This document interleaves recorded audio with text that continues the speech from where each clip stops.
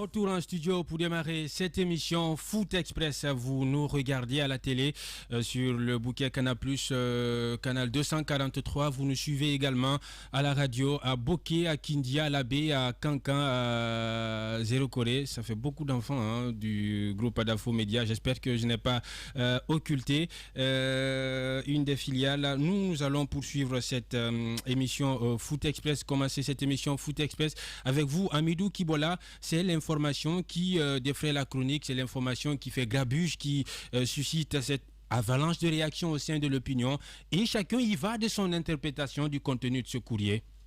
Oui, chacun y va de son interprétation, de son commentaire. Nous étions au stade du 28 septembre hier. Voilà, quand moi j'ai reçu ce courrier, je l'ai parcouru. Et après, voilà, je n'ai pas eu à comprendre le contenu, parce qu'après, il y a eu des commentaires après. Il y a d'autres qui parlent disons que le président sortant est écarté complètement du prochain congrès de la FEGIFOOT. Voilà, après, personnellement, je me suis dit, le courrier, à mon avis, vous savez, il faut savoir lire entre les lignes. Et justement, quand il y a un communiqué de ce genre qui est lié, disons, qui est un acte juridique, il faut avoir des juristes, à mon avis, pour pouvoir comprendre. Comme je l'ai dit, il faut savoir lire entre les lignes. Pour moi, le contenu n'a rien à dire, en tout cas selon ma perception de la chose, par rapport au récalage, si vous voulez, du président sortant concernant la prochaine assemblée générale élective de la Fédération guinéenne de football. Certes, il y a des doutes, il y a des zones d'ombre quand même que nous allons tenter dans cette émission d'éclairer. Voilà, parce que quand on vous dit que le président Antonio est sous le coup d'un jugement prononcé le 9 mars 2021, donc par la chambre de jugement de la commission d'éthique de la FIFA, dans lequel ce dernier a été considéré coupable de violation du code d'éthique de la FIFA. Donc à partir de là, on peut avoir plusieurs interprétations, mais du moment que le président Antonio sa candidature avait été acceptée lors du congrès protocole de Rabat. Justement, donc je me dis que sur le plan national, qu'est-ce qui pourrait aujourd'hui l'empêcher de ne pas se présenter à la prochaine assemblée générale élective de la Fédération guinéenne de football? Il y a des zones d'ombre, il y a justement beaucoup de commentaires, beaucoup d'interprétations par rapport à ce communiqué. Sekou Koutoubou Kaba, vous, à votre niveau, quelle lecture faites-vous du contenu de ce courrier? Bon, à vrai dire, moi j'ai été surpris d'entendre, parce que moi j'étais tout simplement à la maison, je me préparais pour la rupture. Après, j'ai un grand frère qui m'a alerté, comme quoi il a vu quelque chose et qu'il aimerait avoir des explications. Donc je lui ai dit, envoie-moi le document. Après, moi j'ai parcouru un peu le document, et c'est un document qui a été relayé par certains médias en ligne. Sauf que ceux qui ont relayé ces informations... Ils y ont mis de la subjectivité? Oui, non, pas de la subjectivité, c'est de la mauvaise foi. Parce que je pense qu'à aucun moment, quand on parcourt le document en question, on a évoqué ou on a mentionné comme on appelle des termes invalidation ou annulation. Ça n'a jamais été dit. Je pense qu'aujourd'hui, c'est vrai qu'il y a des spéculations un peu partout. Pour moi, on n'a pas besoin de cela. Ce qui est important et ce qui est capital, c'est de bien lire et de ne pas penser que je veux que ça soit fait à ma manière. Sauf que la FIFA ne l'a pas dit. Il y a, quand on fait la lecture, des membres statutaires ou des délégués, comme on peut les appeler, qui ont alerté la FIFA comme quoi le président de la fédération est sur le coup d'un jugement de la chambre d'éthique de la FIFA. Et la FIFA est regardante face à des situations venant des pays. La Guinée est membre de la FIFA. Et donc, les membres statutaires de la Fédération guinéenne de football, la FIFA considère cela comme des éléments qu'il va falloir analyser. On a donné dans ce courrier-là la latitude à la commission électorale, qui est la seule instance habilitée à invalider ou à annuler une candidature d'un membre, en tout cas d'un candidat. Voilà, c'est ce qui a été dit. Malheureusement, les gens ont interprété de leur manière. Je considère cela comme une mauvaise foi, parce que ça n'a pas été dit, à moins que la FIFA écrive dans une autre langue que nous autres on ne comprend pas, tout simplement, qui n'est pas forcément le français ou les anglophones ne comprennent pas. Mais moi, j'ai été quand même déçu parce que ça n'honore pas notre corporation. Ceux qui ont relayé ces informations-là, vraiment, n'ont pas été vraiment à la hauteur. Soit c'est de la mauvaise foi, tout simplement. Et je considère que nous, médias, nous devons nous mettre un peu au-dessus de la mêlée pour prendre le recul nécessaire et analyser comme ça a été écrit dans le document. Voilà ce que moi je retiens donc de cette situation-là. Maintenant, le contenu, on va certainement en parler. Justement, mais c'est quand même de la très mauvaise foi. On va en parler avec le secrétaire général de la Fédération guinéenne de football, colonel Maurice Akoué-Kovogui, que nous allons tenter de joindre dans quelques instants. Avec vous, Famara Bangoura, j'espère que vous n'avez pas crié victoire dans votre camp. Crier victoire avec ce courrier. Bon, moi je crois que... Vous ne vous êtes pas frotté les mains quand même. Et pour nous, c'est une aubaine. Je vous le dis. Moi, je me dis que... moi, je ne sais pas dans quelle langue les gens veulent que la FIFA écrive. Mais il n'y a rien d'affirmatif. Non, honnêtement, il ne suffit même pas d'être intello pour comprendre ce courrier de la FIFA. Aidez-nous à comprendre. Ce courrier-là est très simple. Ça n'a rien de démagogie. Il n'y a rien de mauvaise foi dans ça. Honnêtement, la FIFA a été très claire. Vous savez, dans le football, il n'y a pas d'invention. Le football rime avec les règlements et les principes. Le foot, c'est ça. Le foot n'est pas la politique. C'est en politique où on peut mentir. Et puis voilà, ça marche. Dans le foot, non. La FIFA a été très claire. Dans ce courrier, la FIFA a fait référence au jugement du 9 mars dernier. Dans ce jugement du 9 mars dernier, la FIFA a été claire que M. Antonio Souaré a plaidé coupable des violations du code d'éthique du football. Plaider coupable en français facile, ça veut dire il a reconnu les faits qui lui sont reprochés. C'est très simple. C'est très simple. Dans le football mondial, c'est très clair. Dès que tu reconnais un fait, il y a des articles qui sont applicables par rapport à tel ou tel fait.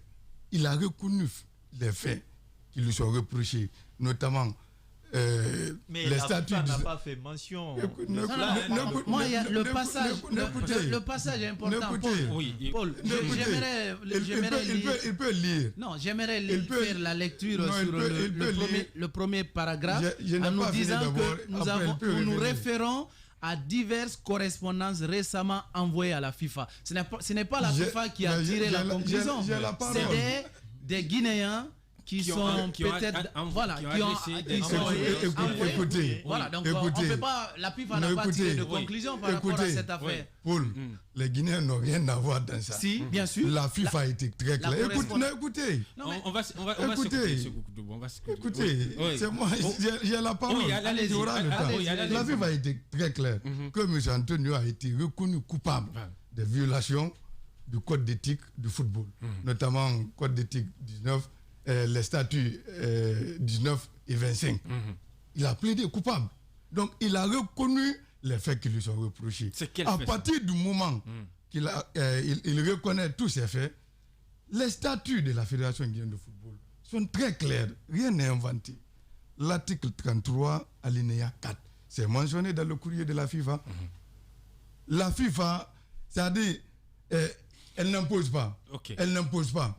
Elle s'est référée à l'article 33, alinéa 4 du football guinéen. Qu'est-ce que l'article 33 et alinéa 4 du football guinéen dit? L'alinéa 33 et l'article 33, alinéa 4 du football guinéen dit ceci. Ne pas avoir été jugé coupable de violation du code d'éthique, c'est pour les membres du comité. Ne pas avoir été reconnu coupable de violation du code d'éthique de la FIFA, de la CAF et ou de la FGF durant 5 ans précédant votre candidature. Donc la FIFA a été très claire. À partir du moment où vous avez été plaidé coupable, vous avez reconnu les faits qui vous ont été reprochés, automatiquement, Mais l'article 33, alinéa 4, s'applique à vous. Écoutez, il n'y a rien d'inventé. Paul, avant peut-être. Paul, rien n'est inventé. Voilà. C'est pas moi qui le dis. Ces statuts-là ont été toilettés ici en Guinée. Bien. Pendant le Conor ici, il y a un certain maître Abega qui était là, qui est l'avocat de la Fédération guinéenne de football, en même temps avocat de M. Soiré, qui était là pendant le Conor. Voilà. Et maître et M. Primero Carvalho. Bon, ils étaient là. Rien n'est inventé. Bien. Alors, votre temps d'antenne. Avant que Véron, moi je voulais faire une. Non, il faut qu'il parle, coach. Voilà, parce que je voulais rectifier un peu un passage. Non, vous ne pouvez pas me rectifier. Tout ce que j'ai dit, ça c'est en rapport avec les statuts de la Fédération guinéenne de football. Comme quoi la je ne fais pas la conclusion. La FIFA n'a pas dit. La FIFA a juste interprété les correspondances qui ont été adressées comment on appelle, qui sont venues de la Guinée. Donc quand vous dites la FIFA a dit, c'est que la FIFA n'a pas. La FIFA a mis en exergue les éléments de la correspondance qu'ils ont reçue venant de la Guinée. Donc on ne peut pas dire que la FIFA a dit pour tirer une conclusion après Non, attendez. Koutoubo, moi je pense bien que il ne devrait pas y avoir des débats autour de ça. Vous interprétez. Non, je n'interprète pas. Vous interprétez je n'interprète pas. Non, parce que tout simplement. Non, si. Sinon, on va. Sinon, le courrier est là. Bien avant cette lettre. Ce qu'on va faire. Bien avant cette lettre. Il a dit. Écoutez, bien avant cette lettre. On a tous le courrier. Il a dit. Nous nous référons à diverses correspondances récemment envoyées à la FIFA par des membres et affiliés de la Fédération guinéenne de football en relation avec la possible candidature de M. Mamadou Antonio Soiré au poste de président de la FEGIFOOT lors de vos prochaines élections prévues le 14 mai 2021. Sur la base des informations et pièces fournies dans les correspondances en question, nous prenons note que M. Mamadou Antonio Soiré est sous le coup d'un jugement prononcé le 9 mars 2021 par la Chambre de jugement de la Commission d'éthique de la FIFA, dans lequel ce dernier a été considéré coupable de violation du code d'éthique de la FIFA.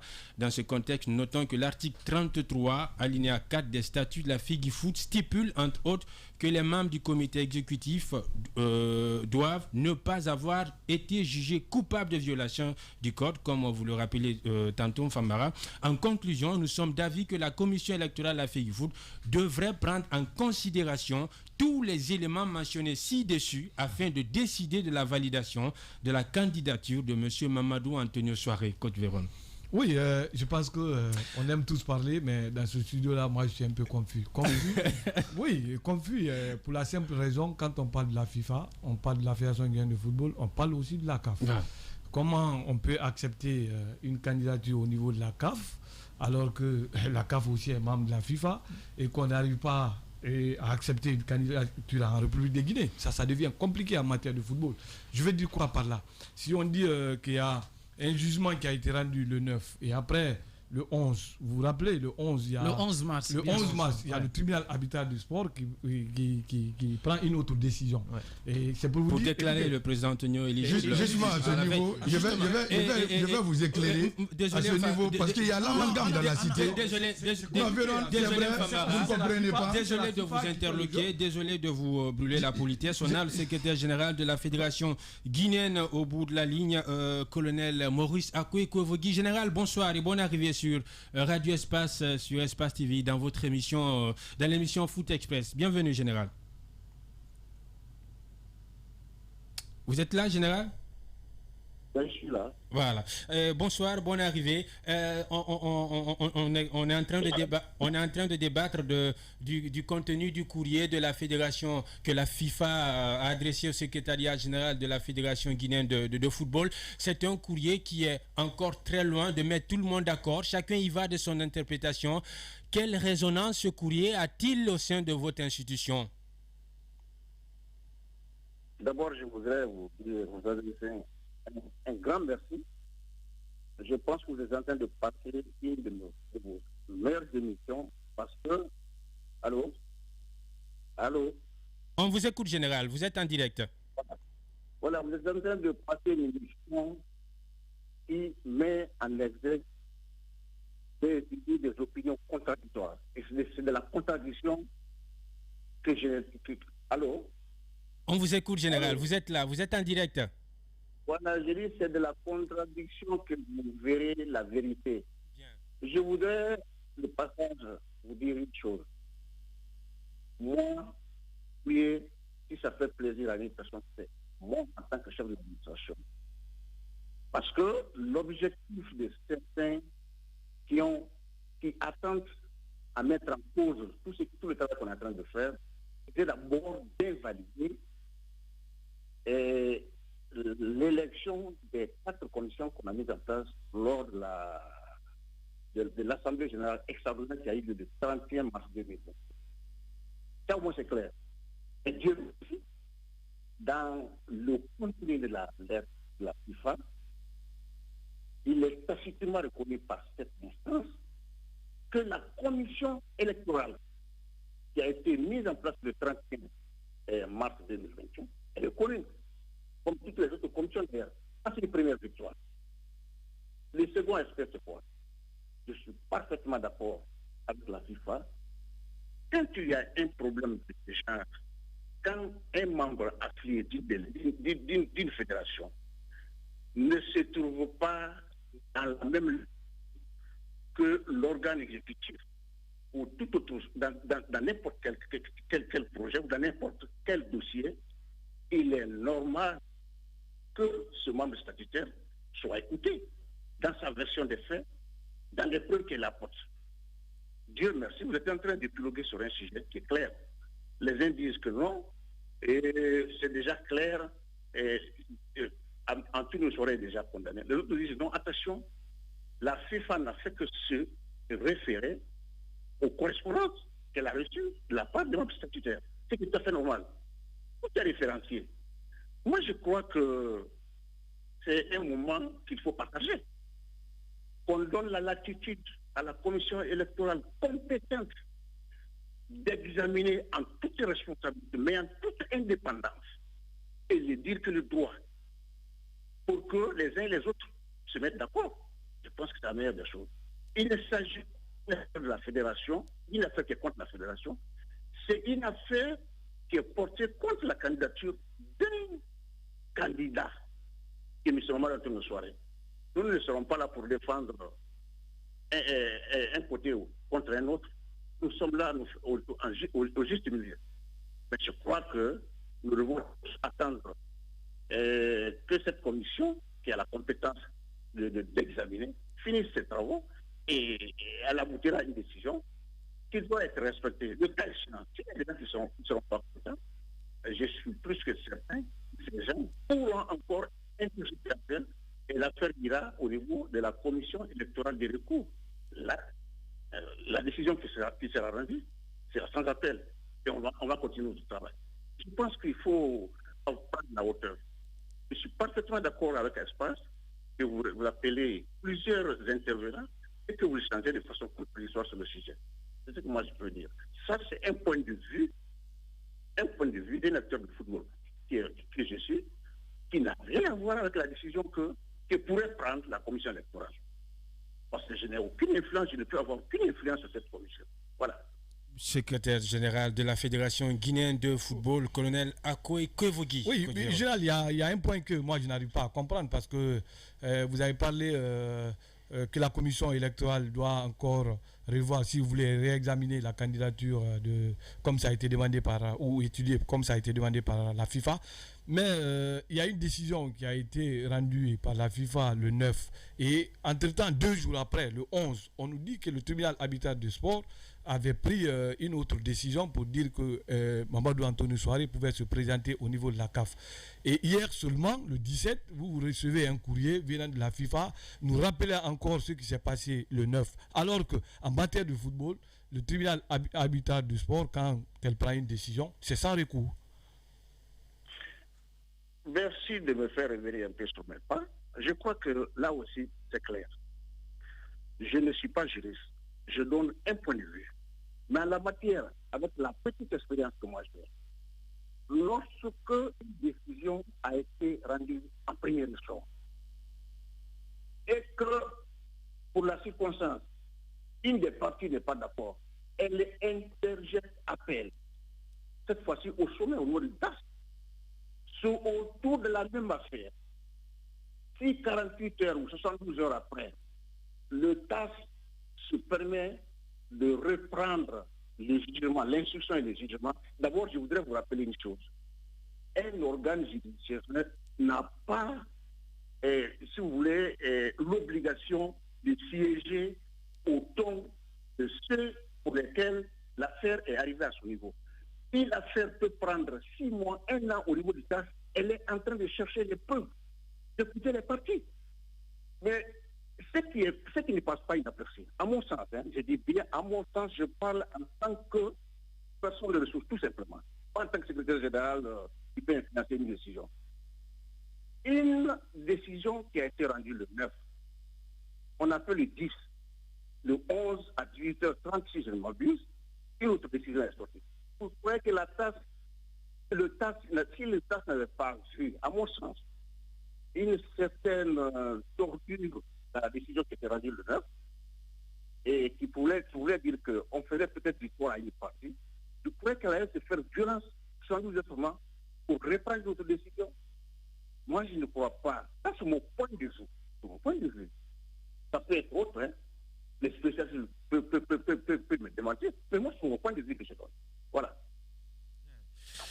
Secrétaire général de la Fédération guinéenne de football, oui, Famara.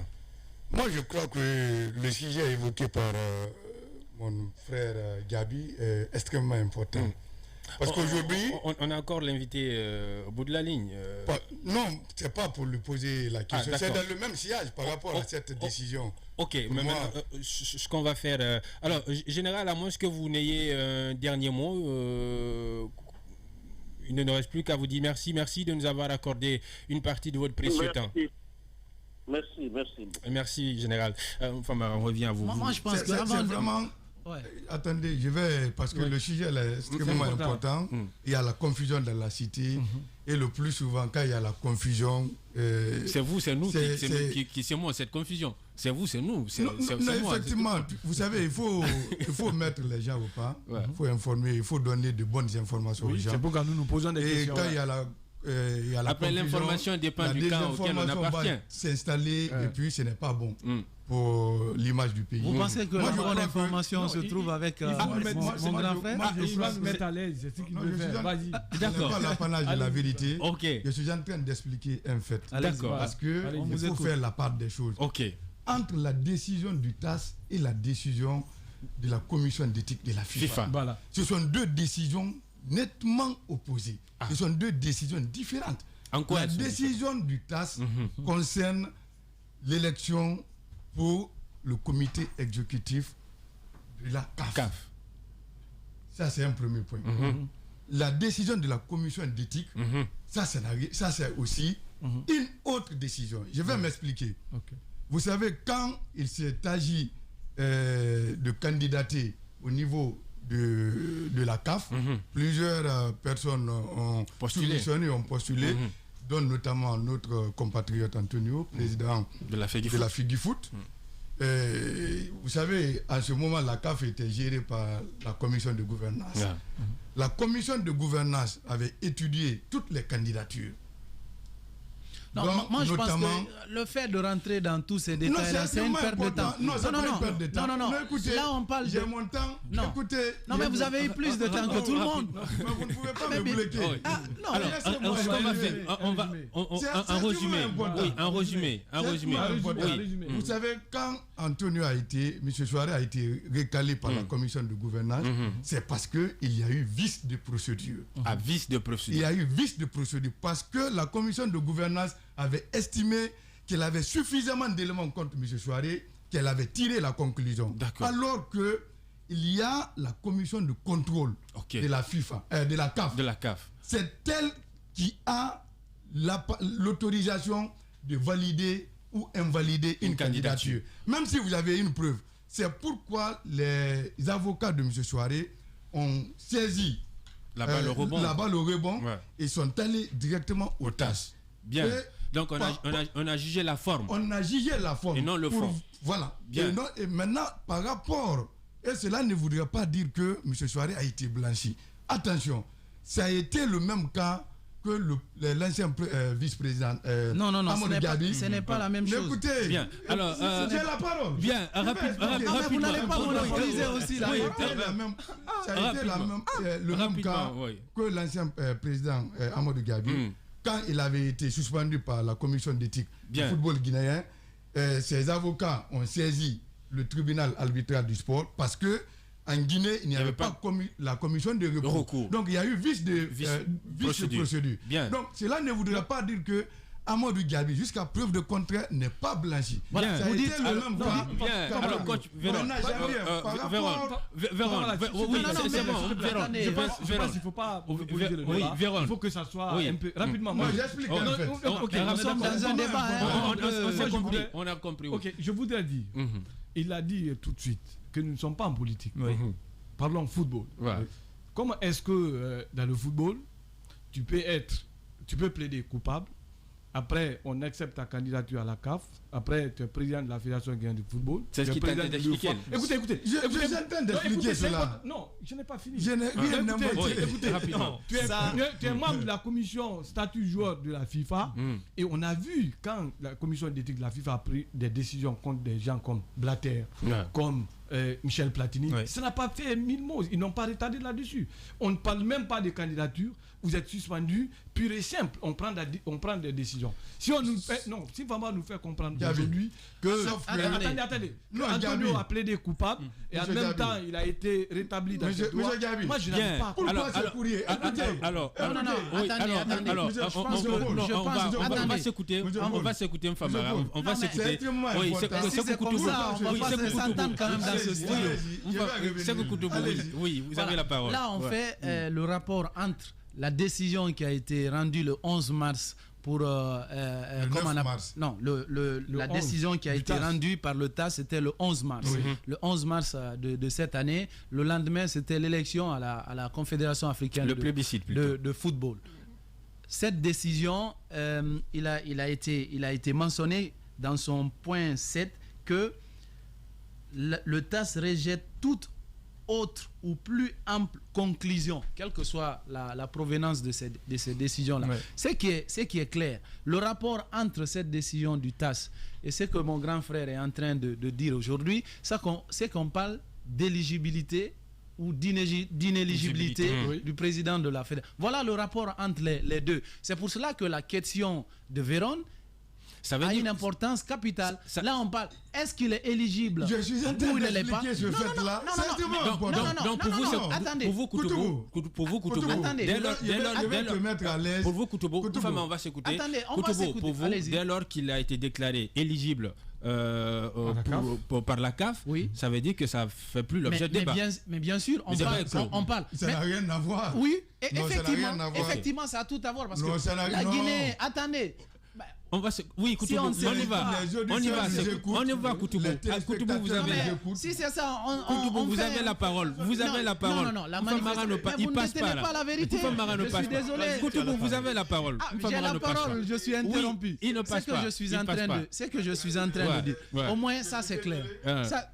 Bon, si c'est comme ça, on peut se marcher dessus quand même. On ne va pas s'entendre. On est là pour que les auditeurs se rendent compte effectivement de ce qui est en train de se passer. Bien. Je vais vous dire ce que les autres ne veulent pas dire. Ça, je vous le dis aujourd'hui. Alors dites-le. On va retourner les pieds. Dans le courrier de la CAF, de la FIFA, il y a deux thèmes que j'ai notés. Nous nous référons, nous notons. C'est-à-dire que d'ailleurs, quand vous parlez des membres statutaires, il faut bien insister. Quand je parle de membres statutaires, on parle. Qu'est-ce qui se passe? Parce que la note qui a été adressée, s'il vous plaît, il faut qu'on s'écoute. Vous avez parlé, vous avez plus de temps d'antenne. Ce qu'on va faire, on va marquer une pause. Et derrière, on revient. Koutoubo. Vous me donnez la parole. Oui, Koutoubo a la parole. Foot Express. Sur Espace TV.